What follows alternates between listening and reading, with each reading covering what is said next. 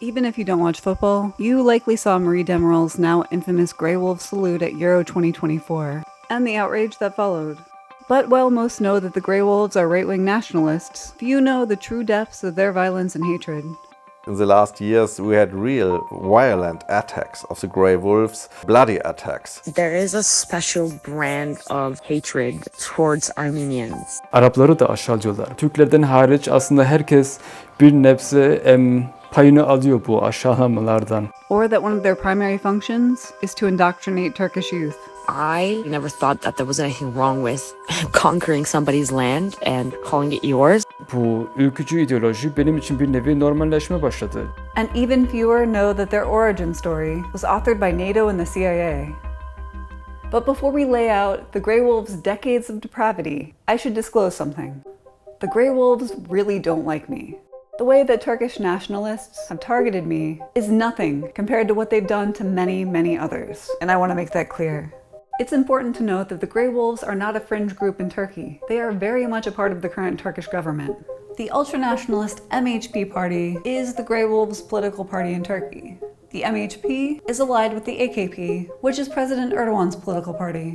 And virtually all news media in Turkey is controlled by the Turkish government. As I've reported on Turkey and its war crimes and its various atrocities, this government-run media has targeted me quite a bit. They say my work is fake news. They call me a terrorist. El-Kaide ve FETÖ bağlantılı Amerikalı gazeteci Lindsey Snell, That correspondent just said that I'm affiliated with both Al-Qaeda and the Gulenists, which ideologically makes no sense. Unsurprisingly, as Turkey's government-run media targeted me, so did the Grey Wolves. They're quite powerful where I live in Germany, and a few years ago, they posted my home address and date of birth on Twitter. Home addresses are not publicly accessible information in Germany, but it's not surprising that they got their hands on this information because the Grey Wolves have infiltrated many German government agencies, even the police. So of course, we want information directly from the source. And we wanted to talk to the Grey Wolves themselves about their ideology and their actions. But we knew that there was no way in hell that they would talk to me. So my colleague Corey Pop contacted one of the Grey Wolves staffers that had harassed me on Twitter. Hello. I'm an American journalist currently doing an explainer documentary on the Grey Wolves and was hoping to get some comments from you or any other people close to the matter. Let me know if you'd like to lend your voice to the piece. Thanks.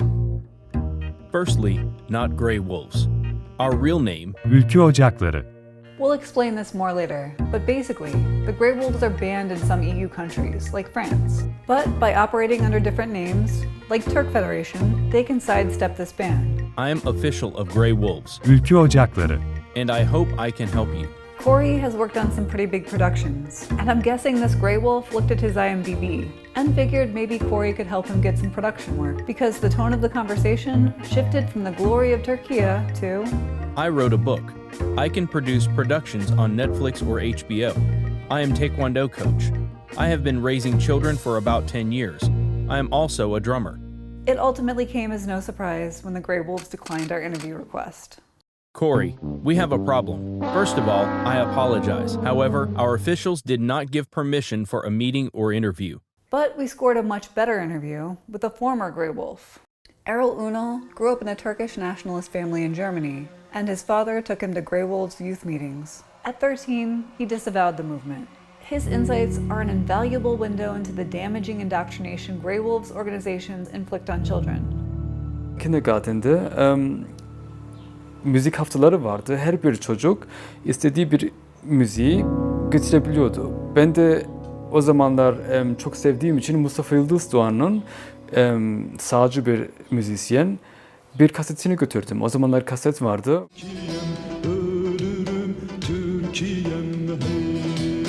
İçeriğini pek anlamıyordum o yaşlarda ama vakit ilerlediğinde, yani yaşım da büyüdüğünde yavaş yavaş o sözlerin ne demek olduğunu da anlayabiliyordum. Çiçek olsun, böcek olsun, güneş olsun boyarken Kuzey Kıbrıs Türk Cumhuriyeti'nin bayrağını çiziyordum. Çocukları ülkücülere yolladığımızda bunun da etkisi olabiliyor ve anlaşılmayan bir konu daha var. O da hala bu böyle derneklerin veya cemiyetlerin kapatılmamış olması. Modern Turkey's involvement with far-right ideologies traces back to World War II. Despite official neutrality, Turkey maintained close ties with Nazi Germany, and a young officer, Alparslan Turkish, himself a big fan of Hitler acted as an intermediary between the Turks and the Nazis. In 1969, Turkish would go on to help found the ultranationalist MHP party and the Grey Wolves. In the shadow of the Cold War, NATO, the CIA, and various European intelligence agencies orchestrated Operation Gladio, aimed at countering Soviet influence throughout Europe. To do this, NATO brought in former Nazi officers to train so-called counter-guerrillas, including the Turkish Grey Wolves. Unsurprisingly, this led to far-right nationalistic extremism and state-sanctioned violence against the left. The Soviet Union was viewed as our primary antagonist. It's not unlikely that some right-wing groups were recruited.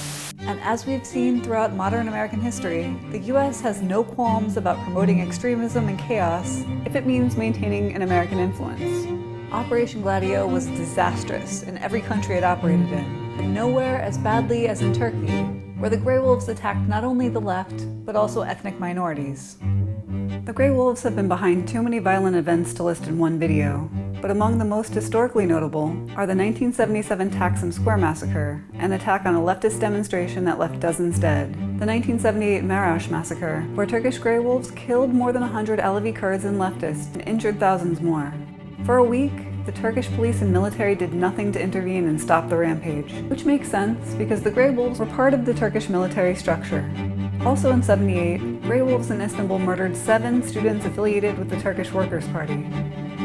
In February 1981, Mehmet Aca, who months earlier murdered a leftist journalist in Turkey and mysteriously escaped a military prison, appeared in Rome, where he shot and wounded Pope John Paul II.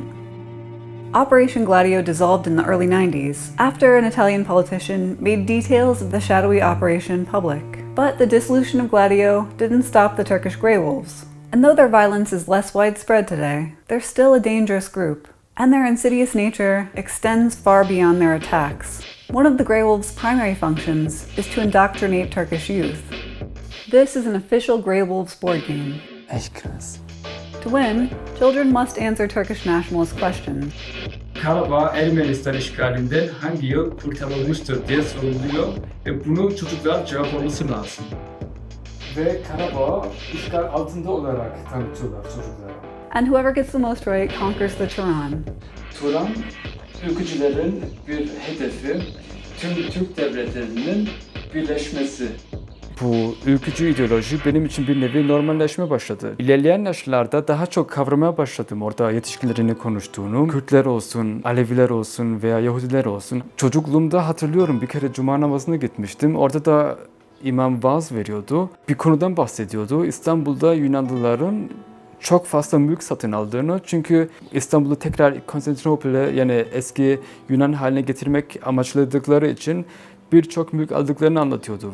Bir söz var, yani ülkülerde bu sıklıkla kullanılıyor. Ermeni tohumu deniyor ya da Rum tohumu. Yani sadece Ermeni demesi bile bir küfür olarak algılanıyor böyle cemiyetlerde. Hani insanın gözünde de Ermeni olmak, Yunan olmak sanki bir küfür gibi, sanki bir aşağılık insan gibi algılanıyor.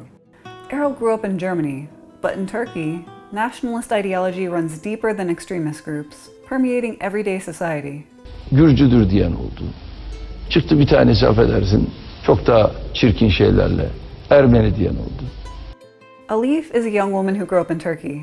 She didn't come from a nationalist family, but she was surrounded by the ideology anyway. Despite not having like a nationalist quote-unquote family, I still had to unlearn a lot of nationalism myself. When it comes to Kurds, I knew they were other. When I was in elementary school, there were 2-3 Kurdish students in my class, and I don't remember exchanging a single word with them. A Kurdish friend of mine actually told me, we have this thing in Turkey, one day out of the year, everybody just brings things from home, like food and drinks, and it's like a class-wide picnic. And my Kurdish friend told me that like no one would touch the food that he would bring. The teacher wouldn't put the food that he would bring in the middle with the others. So it wasn't that like I was taught they're bad, but they were other, and just there were negative implications with that I didn't quite understand at the time either. You trust what the adults tell you, or even if they don't tell you explicitly, how they act, and you kind of follow them. So I kind of mirrored what I saw, and because the adults around me didn't particularly care, I guess, or interact with the Kurdish students, I didn't either. Turkey adamantly denies the Armenian genocide, a belief reflected in Turkish government curriculum. This bit of genocide denial is straight from a 12th grade Turkish history book. Every year, on April 24th, Armenians memorialize their arrests and try to portray them as massacres. April 24th is Armenian Genocide Memorial Day. There is a special brand of hatred towards Armenians. It is the way a Zionist views a Palestinian. This is framed as in they attacked us, we had to protect ourselves from them, from their violence. I thought that as a Turk, you couldn't go to Armenia. When I was a kid, I legitimately believed that. I was scared, I think, of Armenians. I thought that they hated me and they would want to harm me. In 2016, the German government passed a resolution to officially recognize the Armenian genocide. The Turkish nationalist community was up in arms. Cemal Çetin was an MP for the Nationalist MHP party in Turkey, and he also serves as the chair of the Turk Federation, an umbrella organization of Grey Wolves who deny that they're Grey Wolves in Europe. Sözde Ermeni soykırım tasarıları Türklerin yaşadığı birçok Avrupa ülkesinde parlamentolarına kabul edilmiştir ve bazı ülkelerde de inkarı suç sayılmaktadır. Ermeni soykırım iddiaları aynı zamanda okullarda ders kitaplarına da girmiştir. Türk çocukları okullarda bu mesnetsiz iddiaya karşı geldiklerinde cezalandırılmaktadırlar. Düşünce özgürlüğü ve adalet yok. Can you imagine any politician complaining that children weren't allowed to deny the Holocaust? 1.5 million Armenians died in the genocide, so this really isn't different. In 2020, after Azerbaijan, with the help of Turkey, waged a war on Armenia and Nagorno-Karabakh, Grey Wolves in France attacked Armenians and defaced Armenian genocide memorials. In response, the French government banned the Grey Wolves. But again, since they don't call themselves the Grey Wolves, the ban is essentially worthless. It's unenforced. It's really absurd, and EU countries bear the responsibility for this. It's like if ISIS decided to call itself the Rainbow Peace Brigade, and France decided not to stop the Rainbow Peace Brigade from operating freely. In Germany, where there are more Grey Wolves than in any other EU country, they aren't subject to any ban. Here, they're part of the political fabric. The Grey Wolves are in Germany since the end of the 1960s. And then in the 1970s, we find them attacking left-wing workers from Turkey, left-wing Kurds and others.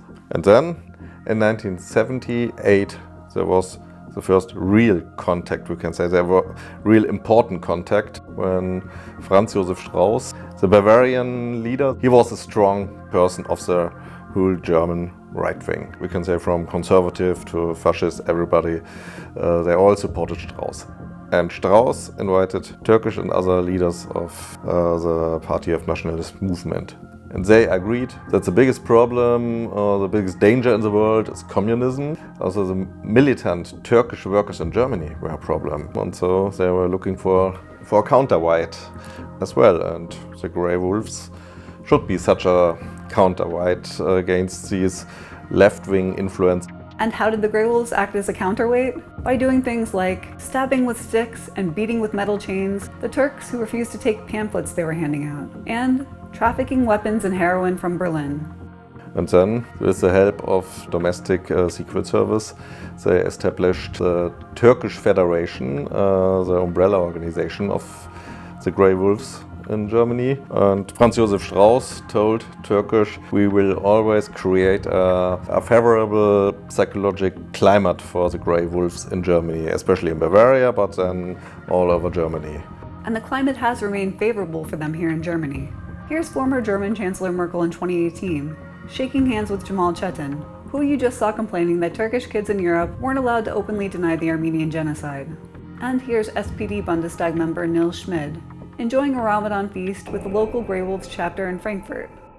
Errol Ünal worries that Turkish nationalism is only getting stronger. Bunu anlatmamın amacı bu sadece Mehdemar'la ilgili bir şey değil. Tepki olarak da birçok genç ama yetişkinler de tepki olarak bu Bozkurt işaretini daha fazla göstermeye başladılar. Bana kalırsa bu işaret illa yasaklanmamalı.